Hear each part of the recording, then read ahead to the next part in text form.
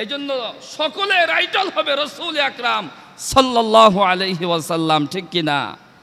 আমাদের আদর্শ, যার আদর্শ আমরা গ্রহণ করব, যাকে আমরা অনুসরণ করব, সেই ব্যক্তি হলো রাসূল আকরাম সাল্লাল্লাহু আলাইহি ওয়াসাল্লাম। সুবহানাল্লাহ বলেন। আমার ভাইরা, আজকে তো আমরা উদাসীন। এমন মহামনীষী যার উম্মত হওয়ার জন্য অন্যান্য নবী পয়গম্বরগণ আবদার করেছিলেন, বিনা দরখাস্তে আল্লাহ পাক রব্বুল আলামিন আমাদেরকে কবুল করেছেন, ঠিক কিনা? এই জন্য আমার ভাইয়েরা, রাসূল সম্পর্কে আমাদের কিছু জানা দরকার আছে নাকি নাই? জোরে বলেন, আছে নাকি নাই? যখন আমরা জানবো আমাদের জন্য মানা সহজ হবে, ঠিক কিনা? আর যখন আমরা জানবো না, আমরা তো মানতে পারবো না, ঠিক কিনা? আমাদের জানার কম আছে, এই জন্য বেশি বেশি সিরাত সেমিনার হওয়া দরকার, আছে নাকি নাই? আমার ভাইয়েরা, দুঃখ লাগে আমার দেশে সিরাত না হয়ে মিলাদ নিয়ে বাড়াবাড়ি করে, আছে নাকি নাই? আমার ভাইয়েরা, মিলাদ হলো জন্ম বৃত্তান্ত, রাসূলের আগমন। আগমন কি আমি আপনি করতে পারবো নতুন করে? আগমন তো আমাদের হয়ে গিয়েছে, ঠিক কিনা? সুতরাং রাসূলের আগমন, মিলাদ, এটাকে আমরা মানি, স্বীকার করি। তবে রাসূলের সবচেয়ে বড় দামই হলো সিরাত, ঠিক কিনা? সিরাত মানলে এর ভিতরে মিলাদও রয়েছে, তার জীবনের সব কিছু রয়েছে। সুবহানাল্লাহ বলেন। আজকে ভাইরা একদল রয়েছে, গাছের গোড়া নাই, আগা নিয়ে টানাটানি, আছে নাকি নাই? গাছের কি নিয়ে টানাটানি? আগা নিয়ে টানাটানি। রাসূলের মিলাদ নিয়ে বাড়াবাড়ি, কিন্তু রাসূলের সিরাত সুরাত কিছুই তার মধ্যে নাই, আছে নাকি নাই? রাসূলের অনুসরণ অনুকরণ কোনোটাই তার মধ্যে পাওয়া যায় না। কিন্তু ভাইরা, দেখা যায় মিলাদ নিয়ে আসে বাড়াবাড়ি করতেছে। অথচ ভাইরা, আল্লাহর হাবিব সাল্লাল্লাহু আলাইহি ওয়াসাল্লাম এমন একজন মহামানব, যার জীবনে জন্ম থেকে মৃত্যু পর্যন্ত প্রত্যেকটা আমলেই মানব জাতির জন্য হেদায়েত স্বরূপ। সুবহানাল্লাহ বলেন।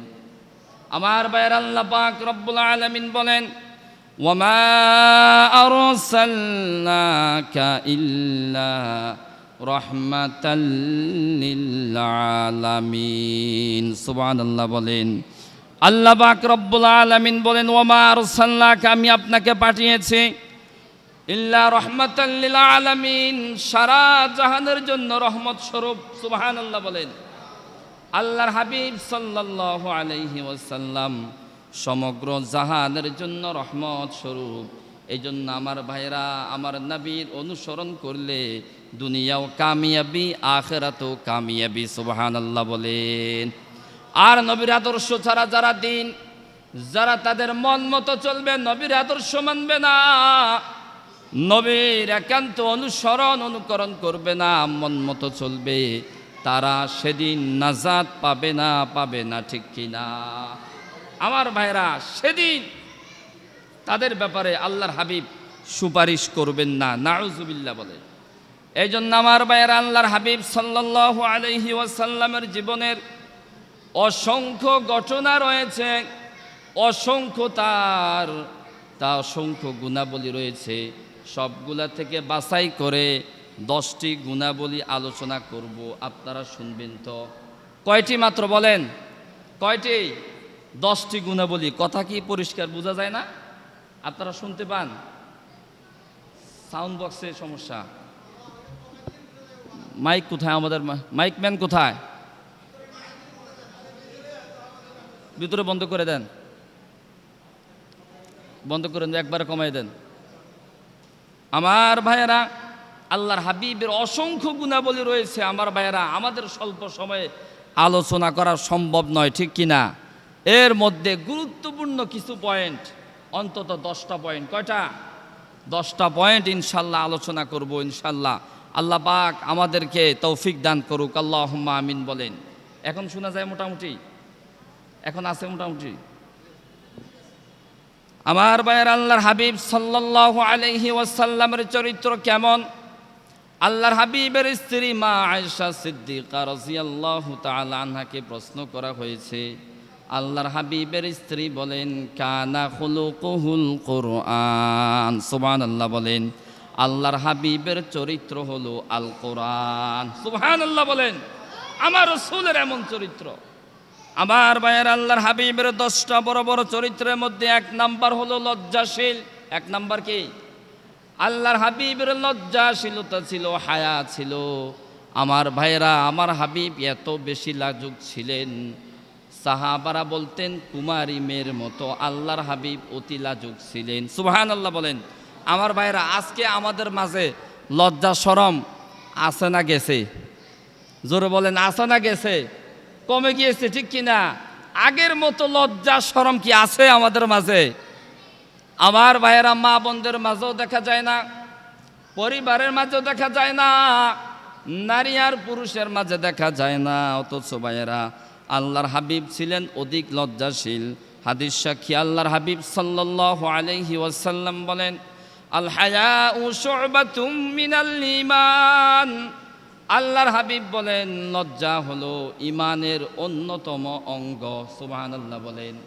আমার ভাইয়েরা, আজকে নির্লজ্জ, বেহায়াপনা, অশ্লীলতার কারণে পুরা জাতি ধ্বংস হয়ে যাচ্ছে, ঠিক কিনা?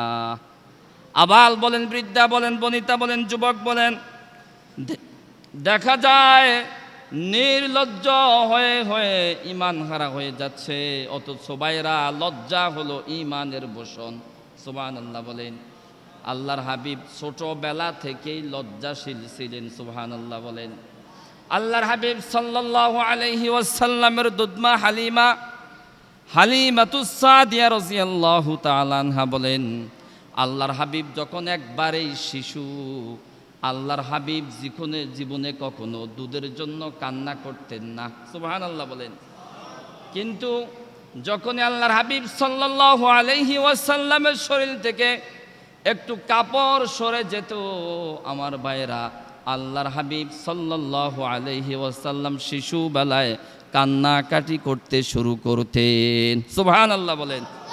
দুধের জন্য কখনো কাঁদতেন না। একটু যদি সতর ছুটে যেত, আল্লাহর হাবিব অজরে কান্নাকাটি শুরু করতেন। সুবহানাল্লাহ বলেন। তিনি বললেন, আমি যখন সতরটা ঠিক করে দেই, ডেকে দেই, সাথে সাথে কান্না বন্ধ হয়ে যায়। সুবহানাল্লাহ বলেন। আমার ভাইয়ের, হযরত আব্বাস রাদিয়াল্লাহু তাআলা আনহু আল্লাহর হাবিবের অন্যতম চাচা ছিলেন। একবার মক্কার মধ্যে পাথর উত্তোলনের কাজ করতেছিলেন। আল্লাহর হাবিব সাল্লাল্লাহু আলাইহি ওয়াসাল্লাম নিজে কাজ করতেছিলেন। একবারে বালক মানুষ, শিশু মানুষ ছিলেন, ছোট মানুষ ছিলেন। দেখতে পেলেন আল্লাহর হাবিব নিজের কাঁধে বহন করে পাথর নিচ্ছে, তার কাঁধের মধ্যে দাগ পড়ে যাবে। তার চাচা বললেন, তোমার সতরটা খুলে ফেলো, খুলে এখানে দাও, তাহলে কষ্ট কম পাবা। আমার ভাইয়েরা, এই কথা শুনে আল্লাহর হাবিব লজ্জায় রাজি হলেন না। তিনি বললেন, আমার কষ্ট লাগে, আমি নিজে সতর খুলে ঠিক করে দেই। আল্লাহর হাবিবের কাছে যখন গিয়েছেন সতর খুলবেন, আল্লাহর হাবিব ছোটবেলায় সাথে সাথে অজ্ঞান হয়ে গিয়েছেন। সুবহানাল্লাহ বলেন। বেহুশ হয়ে গিয়েছেন। তিনি অবাক। হুঁশ আসার পরে আল্লাহর হাবিব বলতেছে, আমার সতর ঠিক আছে কিনা? সুবহানাল্লাহ বলেন। এখনো হাত ধরা হয় নাই। আমার ভাইয়েরা, এই জন্য লজ্জা গুরুত্বপূর্ণ একটি ব্যাপার। আজকে ভাইয়েরা, লজ্জা না থাকার কারণে মানুষ এবং হায়াওয়ান, জানোয়ার, কুকুরের মাঝে কোনো পার্থক্য নাই, ঠিক কিনা? লজ্জা যখন উঠে যায়, তোমার যা মন চাই তাই করো, তোমার মধ্যে আর পশুর মধ্যে কোনো পার্থক্য নাই, ঠিক কিনা? এই জন্য আমার ভাইয়েরা, লজ্জা শরমের দরকার আছে নাকি নাই? আমরা আমাদের পরিবারের সব জায়গায় বাচ্চাদেরকেও বুঝাবো তো ইনশাআল্লাহ। আল্লাহ পাক রব্বুল আলামিন তৌফিক দান করুক। আমার ভাইয়ের, আল্লাহর হাবিব সাল্লাল্লাহু আলাইহি ওয়াসাল্লামের আরেকটি গুণ ছিল।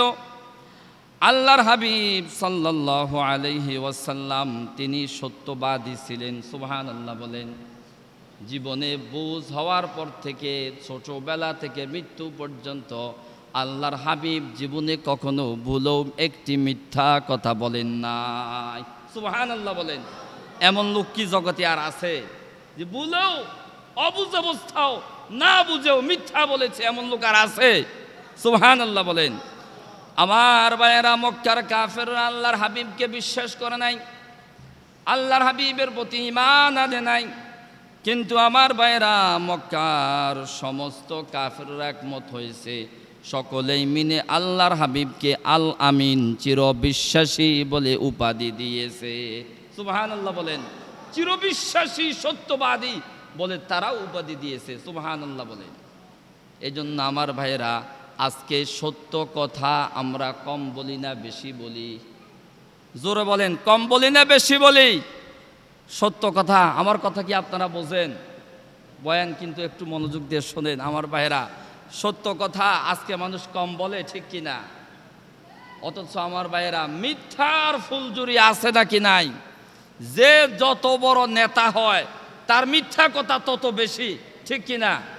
দেখবেন এত বড় নেতা, এমপি, মন্ত্রী মঞ্চে উঠলে শুরু থেকে শেষ পর্যন্ত মিথ্যা বলতে বলতে শেষ, ঠিক কিনা?